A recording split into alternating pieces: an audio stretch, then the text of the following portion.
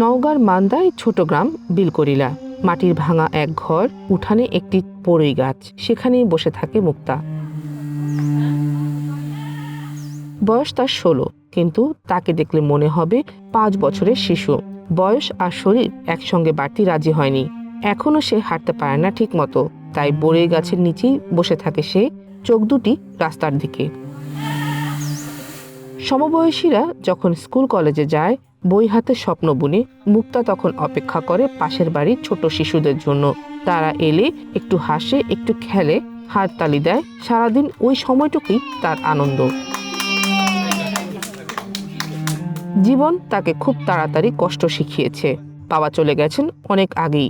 কিছুদিন আগে মাও পাড়ি দিয়েছেন না ফেরার দেশে।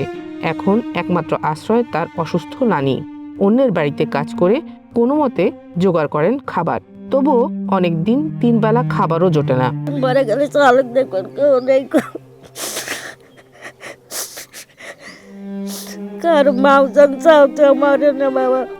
বাচ্চার মা মরে গেছে, আমার মেয়ে মরে যাওয়ার পর 8 মাস হচ্ছে। এই বাচ্চারা খুব কষ্টে আছি। কেউ যদি হলে পারে দয়া করে না বাড়ি ঘর দিলনি।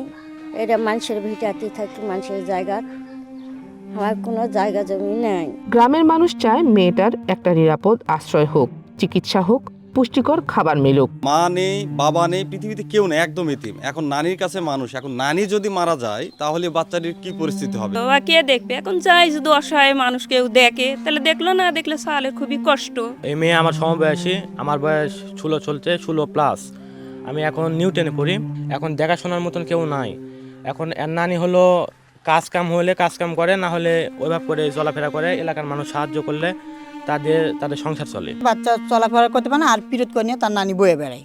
তাদের জমাজমি কিছুই নেই, তারা খায়া না খায় দিন কাটায় কোনো মতে। বাস্তবে যদি কেউ এই সিচুয়েশনটা দেখে বা ফেস করে, তাহলে আসলে তার কলিজাটা সাধারণত একটু কেঁপে উঠবে। জেলা সমাজসেবা কার্যালয় জানায়, মুক্তা প্রতিবন্ধী ভাতা পাচ্ছে। পাশাপাশি তার চিকিৎসা ও খাবারের জন্য বাড়তি সহযোগিতার উদ্যোগ নেওয়া হচ্ছে। মুক্তা তার শারীরিক প্রতিবন্ধিতা রয়েছে, এছাড়াও সে ঠিকমতো কথা বলতে পারে না এবং বাক প্রতিবন্ধিতা রয়েছে। ইতিমধ্যে তিনি আমাদের যে সমাজসেবার থেকে যে প্রতিবন্ধী সনাতন জরিপে অন্তর্ভুক্ত হয়েছেন এবং তাকে সুবর্ণ কার্ড দেওয়া হয়েছে এবং তিনি ভাতার অন্তর্ভুক্ত হয়েছেন। কিন্তু তার আর্থিক অবস্থা, বিশেষ করে তার মা নেই, বাবাও চলে গিয়েছে। তার নানির কাছে যেহেতু লালিত পালিত হয়, সুতরাং তার যে অর্থ সংকট, তার জন্যে আমাদের সমাজ কল্যাণের পক্ষ থেকে আমরা আর্থিক সহায়তা দিব। স্থানীয়দের শঙ্কা, অসুস্থ নানি মারা গেলে হুমকিতে পড়বে মুক্তার ভবিষ্যৎ। তারা মনে করেন সামান্য সহায়তাই বদলে দিতে পারে 16 বছরে থেমে থাকা মুক্তার জীবন। One national desk.